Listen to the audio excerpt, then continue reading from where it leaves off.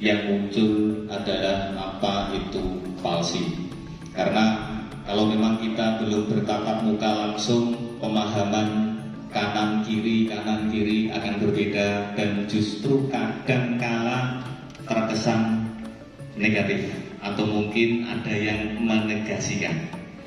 Jadi gini, palsi adalah bukan komunitas seperti yang panjenengan bentuk di daerah-daerah, tetapi palsi ini adalah lebih ke sebuah wadah, sebuah payung hukum yang mewadahi, menampung semua anggota atau semua komunitas-komunitas yang mau bergabung di palsi.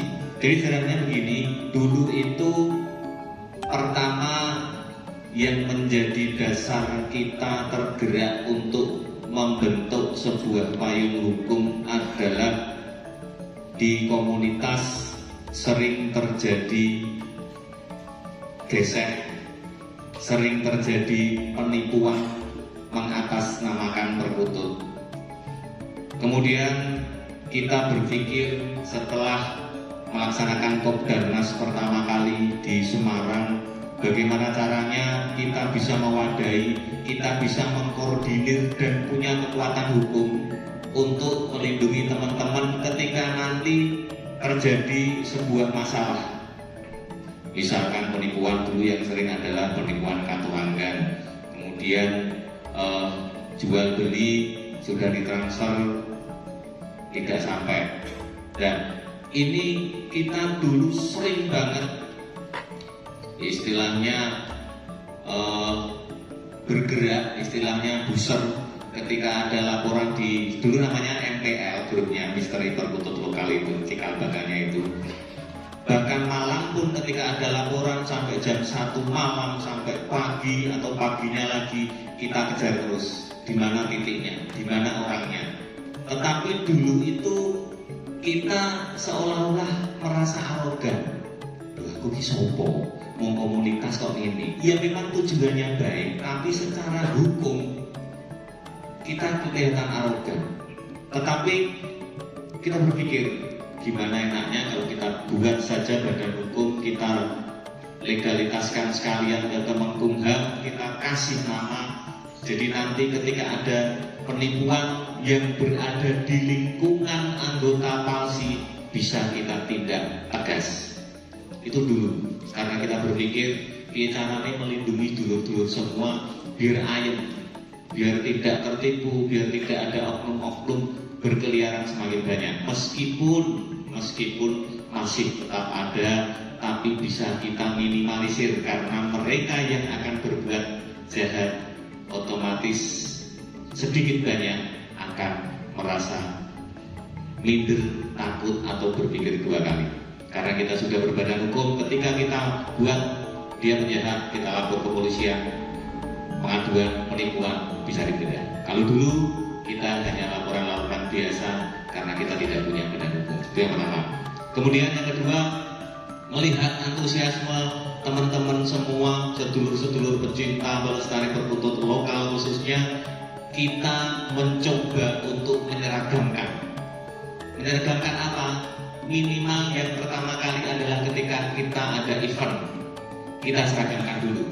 Yuk kita di dalam palsi yang mau bergabung, kita seragamkan.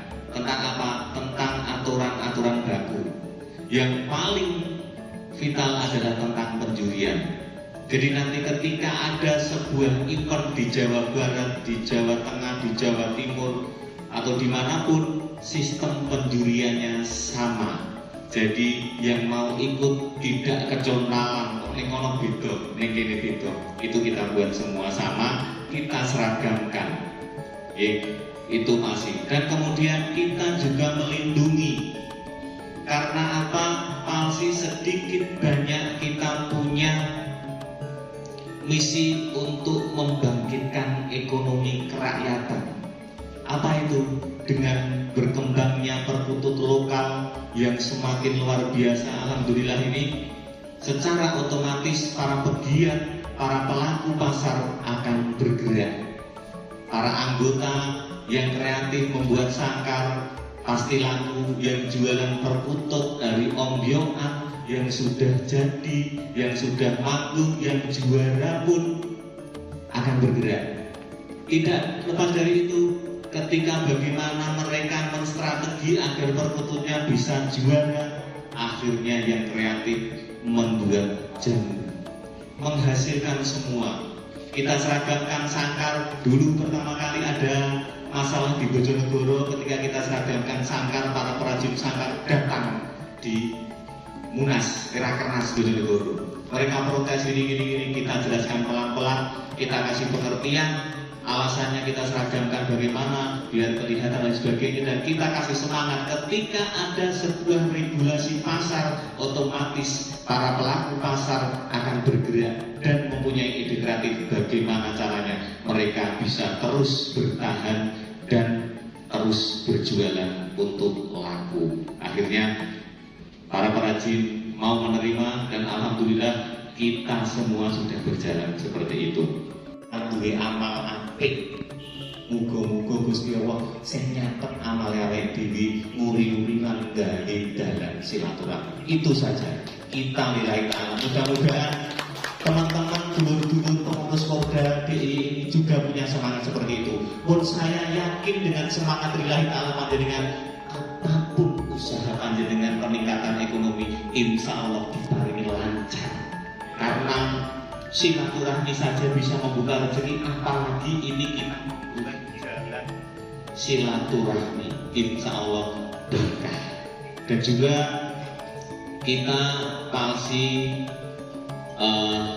membuat, karena memang asas kita adalah Pancasila, kita ambil sila yang ketiga adalah Persatuan Nusantara. Kita punya slogan Perkutut Pemersatu Nusantara. Sebab apa? Kita sebagai generasi muda wis pokoknya punya tanggung jawab yang sama untuk menyatukan Nusantara, entah biar tidak terpecah belah atau apapun. Lewatnya apa? Perkutut. Memang kayak dideloi, dipirsani mung sepele oleh mung nano. Ning niat kita adalah luar biasa untuk Nusantara tetap bersatu, tetap eling budaya nih. Seperti Mas Ade Singara tadi nyampaikan, yen ora awake dhewe sapa meneh, yen ora saiki kapan meneh. Mosok sing kersa nguri-nguri budaya hanya Gusti Yudo saja, terus penerusnya siapa? Jadi Gusti, generasi muda harus kita bangkitkan. Jadi apa itu palsi?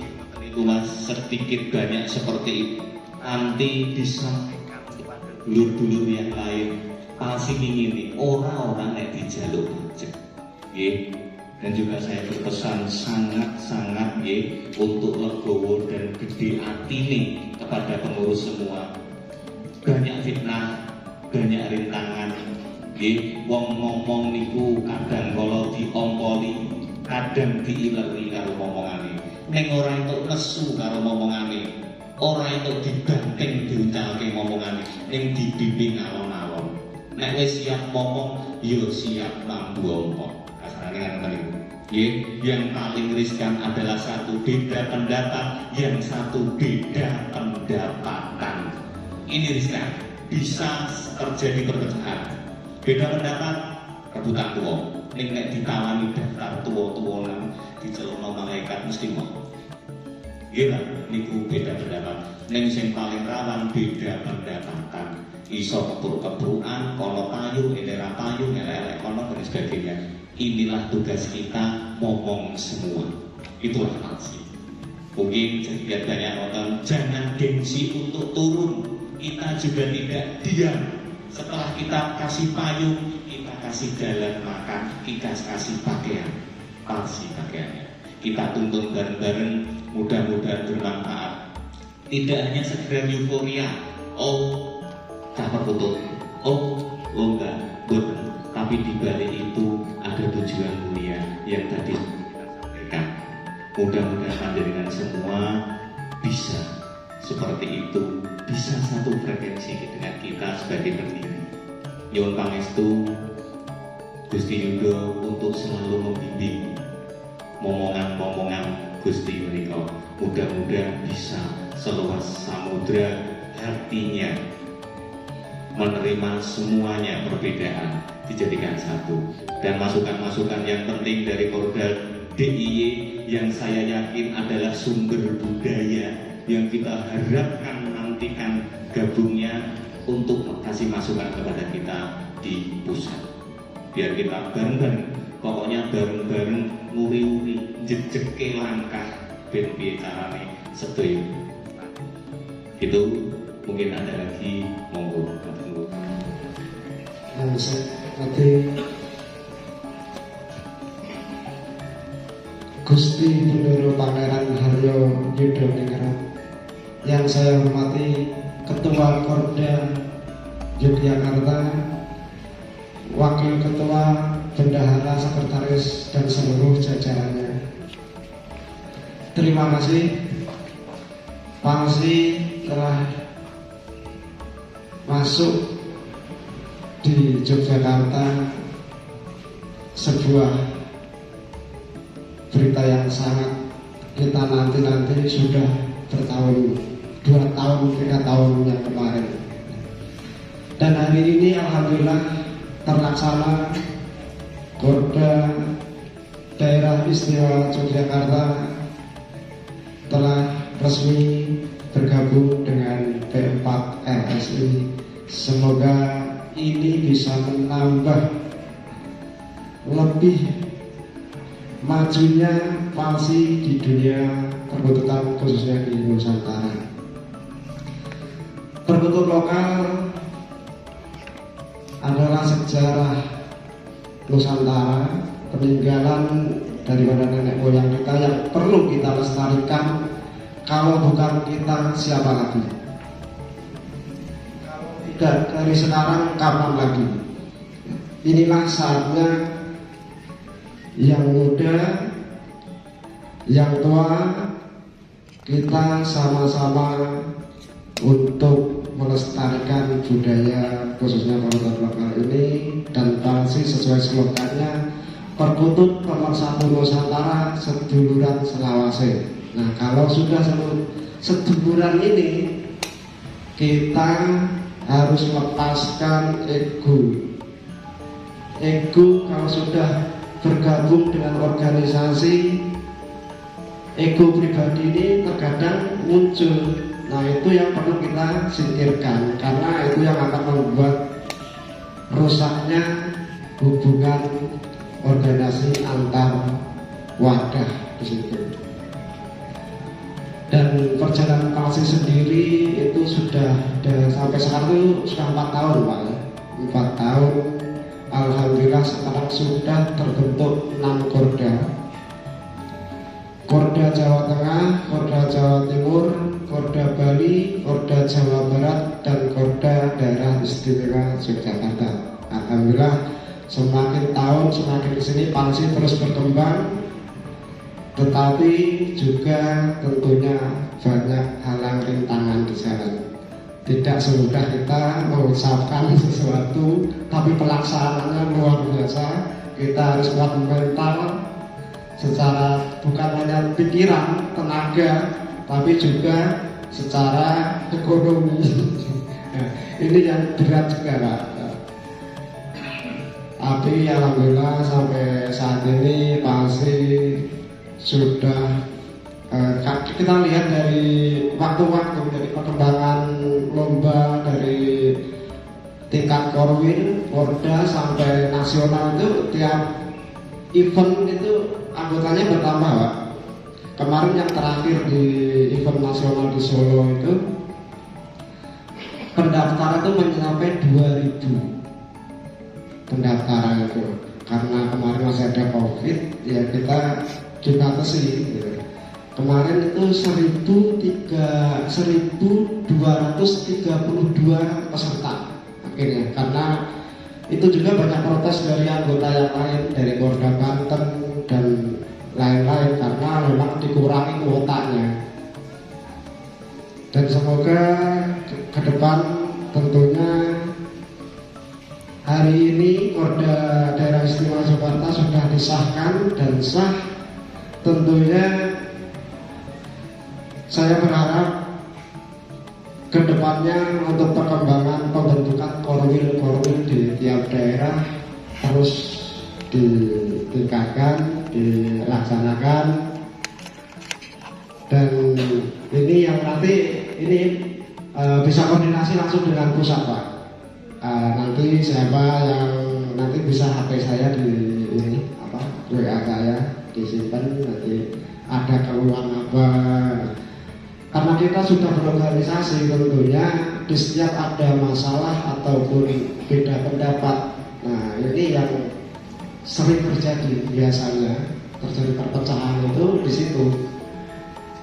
Yang harus kita lakukan adalah kita ada tingkatan rakorda, jadi ada rapat, jangan sampai di luar, macam-macam, nah itu yang bikin pecah.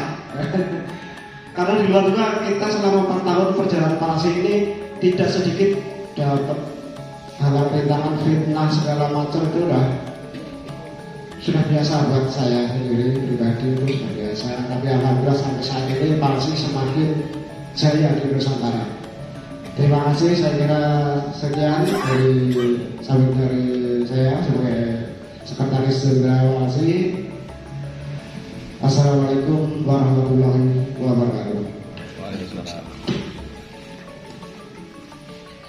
Para pengurus Palsi P4LSI DIY dan teman-teman wartawan yang terhormat pengurus P4LSI Pusat, pertama kami menyampaikan rasa terima kasih sebesar-besarnya kepada pengurus P4LSI Pusat, dan perkenaan kami sangat terharu ya teman-teman Yogyakarta bisa bergabung dengan P4LSI Pusat. Semoga kedepannya Porda DIY bisa lebih semangat untuk menyatukan tali silaturahmi perbututan lokal di DIY ini, dan kami bertekad akan menumbuhkan kecintaan perbutut lokal di DIY. Semoga semua dari kalangan dari bawah sampai atas mencintai perbutut lokal, dan nantinya kita juga akan sering mengadakan event-event yang menjalin silaturahmi antara komunitas-komunitas di Yogyakarta sehingga menjadi satu saudara yang bisa dinaungi dengan P4LSI DIY. Dan tujuan kita nanti akan kita membentuk korwil-korwil di 5 kabupaten di DIY. Dengan rasa syukur dan selalu memohon rahmatnya, semoga pengurus P4LSI DIY nanti akan berkembang, akan selalu kompak, akan selalu terbuka untuk selalu menggaungkan butut lokal di Yogyakarta pada khususnya dan Nusantara pada umumnya.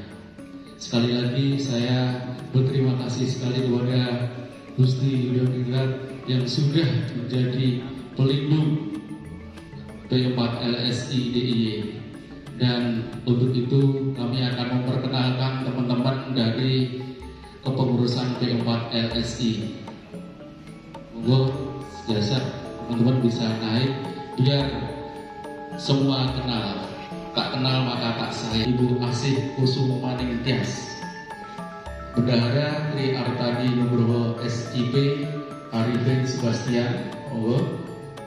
Untuk Litbang Bapak Weni Marisa dan Ismail Suryawan, Humas dan SDS Johannes Pemandi S, Sosial dan Budaya Bapak Suroso Eko Juniatio, Lomba Penjurian Pak Taryono Triyono Laksono Dian Kurniawan, Pelestarian Suyadi dan Suryanto. Monggo kita untuk berfoto bersama.